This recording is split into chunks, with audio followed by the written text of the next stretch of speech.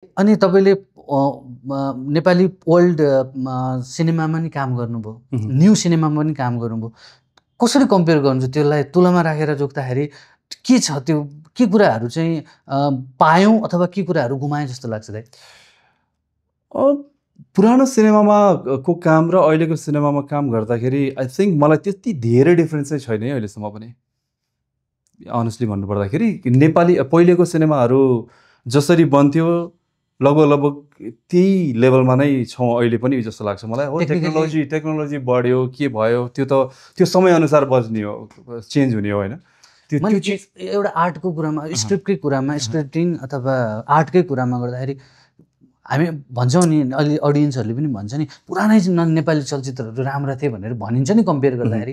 त्यो कसरी मेकिङ हुन्थ्यो त्यो चिज क्या? र अहिले टेक्निकल्ली रिच भए पनि कथाको कुरामा चाहिँ कस्तो लाग्छ दाइ कम्पेरिजन गर्दा? कथामा यस्तो छ, कथा चाहिँ पहिलेको कथा र अहिले चाहिँ अहिले भन्छौँ नि हामीले सिनेमा समाजको दर्पण के भन्छ, जे थियो त्यसरी नै चल्ने हो। अहिलेको टाइममा जुन सिनेमाहरू बनिरहेको छ होइन, त्यो चाहिँ मोर लाइकली हामी आर्टिस्टहरूमा देख्छौँ त्यो चिजहरू, त्यो चेन्जेस सबैभन्दा बढी एकदमै ड्रास्टिक चेन्जेस देख्ने भनेको आर्टिस्टको पर्फर्मेन्समा। पुरानो सिनेमाहरूमा एउटा डायलग बोल्ने, कथा भन्ने शैली फरक हुन्थ्यो। आजको डेटमा ती चिज अलिकति फरक भएर आइरहेको छ, रियलिस्टिक अप्रोच भइरहेको छ कलाकारहरूको। आई थिङ्क त्यो नट ओन्ली नेपालमा है, त्यो हरेक ठाउँमा हुन्छ। वर्ल्ड सिनेमामा हुन्छ। 1930s को 40s को सिनेमा, 50s को इभन हलिउडको सिनेमा हेर्ने भने आर्टिस्टले बोल्ने तरिका त्यो फरक छ, मेलोड्रामेटिक एक्ज्याक्टली होइन। त्यसपछि गएर अलिक 80s तिर आउँदाखेरि अलिकति फरक छ, अहिले आउँदाखेरि फरक छ। सो त्यो समयअनुसार चेन्ज हुने कुरा हो त्यो होइन। त्यो हामीले नेपालमा मात्रै चेन्ज भएको भनेको होइन कि लाइक। तर पछिल्लो समय भनौँ न 15 वर्ष पछाडि चाहिँ पछिल्लो समयमा चाहिँ अलिकति चेन्जेस चाहिँ नेपाली सिनेमामा आएको छ। र पहिलेको सिनेमा मेकिङ र अहिलेको सिनेमा मेकिङमा मैले त्यस्तो धेरै ड्रास्टिक चेन्जेस चाहिँ देखिरहेको छैन, किनभने हाम्रो सानो बजार छ होइन, त्यसमाथि हाम्रो इन्टरनेसनल बजार छैन, हामीसँग अनलाइनमा केही पनि चल्दैन हाम्रो। अनि अर्को एउटा हाम्रो लागि अब त्यसलाई म दुर्भाग्य नै भन्छु, हामीका सिनेमा युट्युबमा रिलिज हुन्छ, मान्छेले फ्रीमा हेर्छ। मान्छेले भन्छ नेपाली फिल्म हेर्दैन, मान्छे कसले भन्यो नेपाली फिल्म हेर्दैन? युट्युबमा गएर भ्युज हेर्नुहोस् न कति हुन्छ, मिलियन भ्युज छ युट्युबमा, राइट? मान्छेले सिनेमा हेर्छ नेपाली सिनेमा, तर हलमा हेरिरहेको छैन। कस्तो त्यहाँनिर कमेन्ट पनि हेर्दाखेरि पनि दाइ तपाईँले कस्तो त्यो दुर्भाग्य नै भन्नुपर्छ जस्तो लाग्छ। त्यही तल लेखे हुन्छ यो ट्रेलरको तल यो युट्युबमा आएपछि हेरौँला भन्छन् कि होइन। टिजर आउँदाखेरि यो फिल्म युट्युबमा कहिले आउँछ भनेर आइरहेको हुन्छ नि भनेपछि कस्तो मिस्टेक। अनि अर्को कुरा कस्तो नि, युट्युबमा राखिदिने मान्छेले भ्यू कमाउनलाई हो कि होइन? त्यो त यस्तो छ, हामीका होइन, त्यसबाट पनि पैसा आउँछ नआउने होइन, त्यो पनि एउटा वे अफ त्यो हाम्रो सिनेमाको एउटा आम्दानीको रूपमा यसबाट यति आउँछ है भनेर प्रड्युसरले पहिल्यै फिगर आउट गरिरहेको हुन्छ होइन।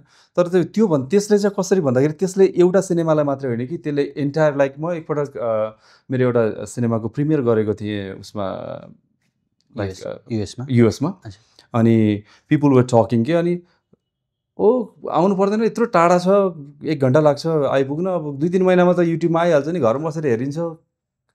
हि इज राइट 2-3 महिना 4 महिनामा त टिभीमै आइरहेछ, तिम्रो मजाले थिएटरमा बसेर घरमै सँगै हेरिरहेको हुन्छ नि, बच्चा छोडेर टाइम म्यानेज गरेर सबै कुरा गरेर मान्छे किन थिएटरमा पुग्छ होइन? अब एउटा दुईवटा एक्सेप्सन हुन्छ, कुनै सिनेमाहरू अब वर्षमा 2-4-5वटा सिनेमाहरूले राम्रो बिजनेस गर्छ होइन। अब तिनीहरूलाई मात्रै हेरेर हुँदैन कि। आम टकिङ अबाउट मैले एज ए होल सिनेमाको इन्डस्ट्रीकै बिजनेसको कुरा गरेको। जबसम्म युट्युबमा सिनेमा चाहिँ नयाँ सिनेमाहरू हाल्न बन्द हुँदैन त्यतिन्जेलसम्म चाहिँ अलिकति गाह्रो नै छ नेपाली सिनेमाको लागि। अब दाइ त्यसको लागि त फेरि एप्रोप्रिएट अनलाइन त्यो पनि छ, एउटा दुईवटा प्लेटफर्महरू चलिरहेको छ, बनिरहेको छ, त्यसलाई समय लाग्छ अभियसली। त्यो त नेटफ्लिक्समा अब नेटफ्लिक्सको जमाना छ, पैसा तिरेर हेर्ने हो नि त। युट्युबमा पनि अहिले कति कुराहरू डिजिटल राइट्सका कुराहरूले गर्दाखेरि बरु फिल्म मेकरहरू चाहिँ अलिकति सेफ भएको अवस्था युट्युबमा हाल्दाखेरि चाहिँ पहिला नै डिजिटल राइट्स